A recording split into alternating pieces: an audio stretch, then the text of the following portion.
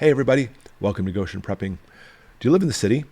Do you know more than 80% of the people in the United States live in cities? And I think a lot of those people, if not almost all of them, probably live in apartments. And prepping in an apartment obviously is vastly different than prepping like where we're out in the middle of nowhere with lots of forest around our property.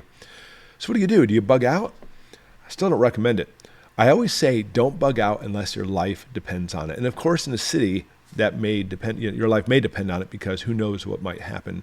But even if you do bug out, definitely plan ahead of time and know where you're going to go and learn about street smarts, urban survival, etc. That's a whole different video. But try to stay in your apartment. And if you're going to stay in your apartment, there are certain things you can do, and that's what this video is all about. Stick with all of this to be able to keep safe. Sheltering in place is what it's going to be about, and you stay there until things calm down, or possibly a time might come where you may have to leave. So here's a bunch of strategies for you. First off, you need to do everything you can to make it look like you're not in your apartment. First off, shut your curtains, and then take some heavy blankets and tack them up to make it so if you do have any light in your apartment, or if you are cooking something in there, it's not going to travel outward. People are going to be looking for things like this. They know if there's somebody there, food's going to be there with them. You don't want to do that. So hunker down until the chaos subsides, make it look like you're not there, and the heavy blankets will help you out, especially, of course, if you have some lights on at night. Now, how are you going to have lights on at night unless you have some power? Because more than likely when crap hits the fan, there's not going to be any electricity. Having a gas generator is not going to be helpful. You may have some flashlights or possibly have a solar generator, which I would recommend. By the way, I'll put a link below for a few different ones you may want to consider. You don't have to have a massive one unless you want to keep like your fridge going. But even if that's the case, the fridge is only going to last so long. You're not going to have any fresh food coming in. But still having some power is a good thing. Solar generators are great. They're practically speaking quiet, but you have to, charge them. They're solar generators. And if you have like a balcony in your apartment, sure, it's going to be enough light coming in to probably charge your solar generator. But on that same note, you don't want somebody to see your solar panels. That could be catastrophic. Look, there's somebody up there. So you need to find a way to have them so they're kind of somewhat concealed. And there's one possibility you can do to try to keep some power going. Another thing is water. It's a very serious concern. I still recommend that you get a 55-gallon drum, one of those blue ones. That'll last a good month, up to 2 if you're really conservative, and put it in the closet. I actually have a friend who did this in an apartment, put it in the closet, and they kept it nice and full. Put some bleach in there. Different video I'll link at the end to show what concentration as far as the bleach goes to keep it pure. But having a lot of water there, you're going to have. Now, crap hits the fan, you don't want to depend on just that blue barrel to be able to survive. But instead, do this. First thing, put a stopper in your bathtub and fill it up. Any jug laying around the house, fill it up. And then, of course, if you use up all that water, your hot water heater has some extra in there as well, or even the back of your toilet if there's still some water in there. But obviously, you have to have water. And they recommend 1 gallon a day per person. But, for living here in the middle of nowhere, we go without electricity sometimes for days or sometimes a couple weeks on end. And 1 gallon a day really is bare minimum. Now, food, we talked about possibly cooking a little bit. It's best that you could try to not cook anything. Okay, even if you have like a little Sterno Stove or something to keep it warm, that's a different story. But cooking is going to be difficult.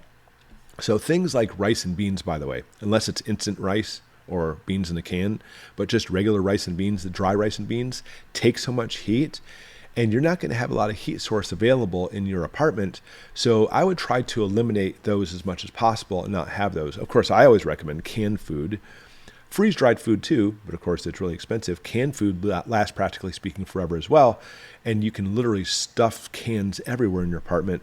And once you open it, you're good to go. That canned food is going to work very well for you, and basically it's already cooked, ready to go. It may be chili from maybe a can of chili, but it may be cold in the can, and therefore you don't have to do any preparation. But again, if you do heat it, that's completely different than cooking. I know you want to cook, and maybe you actually have like a propane stove, and of course you worry about ventilation with having some kind of propane stove in there, but it's not even that. The smells will linger, and people are going to be very hungry, and they're going to come knocking on your door and very politely ask for some of your chili. No, they're going to be demanding to have your chili and everything else you have too. So you might want to try to simply just be accustomed to having things cold, or at the very least just warmed with some Sterno. But cooking, you should pretty much eliminate that.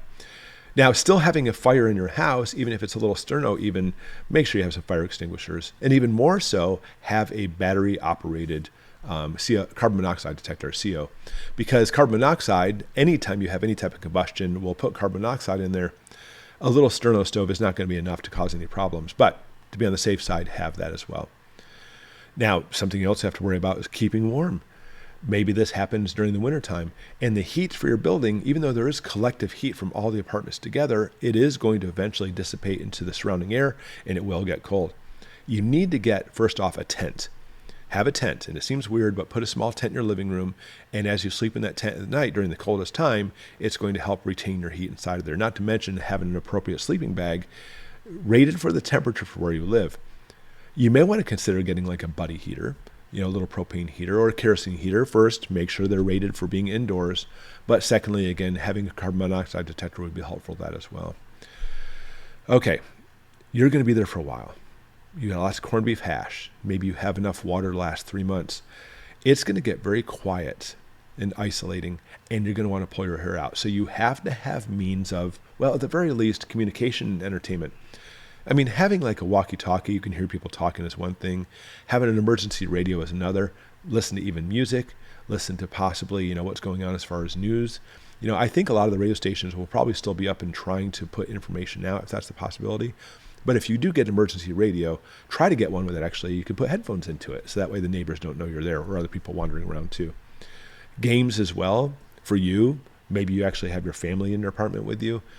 Games that you like to play together, nice quiet games, or possibly even just playing cards. You need to find ways to occupy your time because that quietness will drive you nuts. Okay, let's get into security. Do not fall for anybody knocking at your door. Not a soul. They may come through and say it's the fire department. Trust me, your radio will tell you what's happening to that. You answer the door, they're going to be coming in. And don't even simply say, hey, go away. No, completely ignore them. Be as quiet as can be. Don't let them know you're there. Even more so, you need to barricade the door. And what people will do, the old adage is they'll put like just a dresser in front of the door. That won't stop it.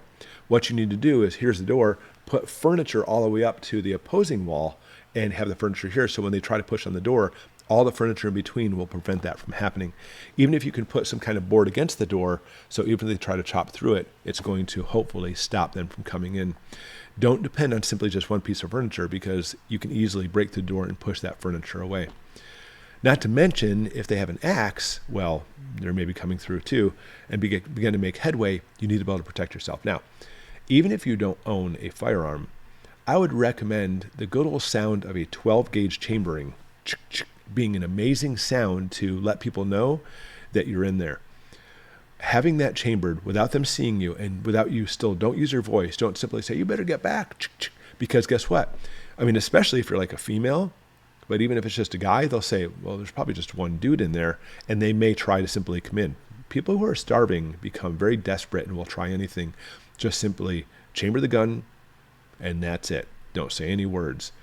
Don't give them any idea of how many people are in there. Don't give them any idea as far as being male or female. Just chamber and wait. Now, you may want to consider an axe as well. Have what in our house we call it the Alamo, a place to run to basically hold off at the front door from coming in, and then they start breaking through. You need to go to a back place where there's going to be an Alamo where you can either hide out or escape. Hiding out is usually not the best option, by the way, because, I mean, they may not mean any malicious intent for you and just want all your food. But again, desperate people do really weird things. So your options are maybe a back bedroom, and you go to that back bedroom and barricade that door. It'll slow them down some. And in the meantime, you can have an axe, and it's very easy, by the way, to chop through a wall going into a neighbor's apartment. That may be enough to simply get out and run. Another option, too, obviously, is your balcony. Now, in cities, some of these apartment buildings get quite high, and I'm looking at they probably have fire escapes. But another thing you might want to consider is getting a ladder with hooks on it, so you can climb down to the next apartment, flip the ladder, put it on the next rungs, climb down the next apartment, and you can use that same ladder to continuously keep going down and down and down. But definitely have a place where you can escape to, be it an alternate room or through your balcony. You need to be able to get out in case somebody does come in. As you're doing an escape, first off, there's no problem having a couple tubs in your apartment full of all of your prepping gear. It's smart, keep it nice and organized, but you really should put together a really good backpack in case you need to leave quickly.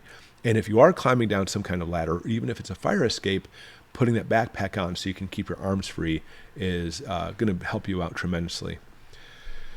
Lastly, another reason you might have to escape to is the building may catch fire. In fact, often if you're looking, no water services, fire suppression, everything is gone. So you need to be able to continuously watch for things around you and having, obviously, always watching to see what's going on, either being intruders or fires, or, maybe you look down in the street and the National Guard's been called out, hey, you've been saved. So definitely have a situation in which you don't simply just hide your head and keep quiet. All right. Hopefully we're going to make it through any type of situation we have like this. And you live in the city, get out of the city. I'm saying that facetiously. Obviously that's easier said than done, because trying to find a place to go to and having the money for it is ridiculous. But it doesn't mean you can't be safe in the city and having everything you need, and prepping an apartment is just like this. What do you have for ideas? Put it in the comments below. I'd like to see it too. And thanks for watching.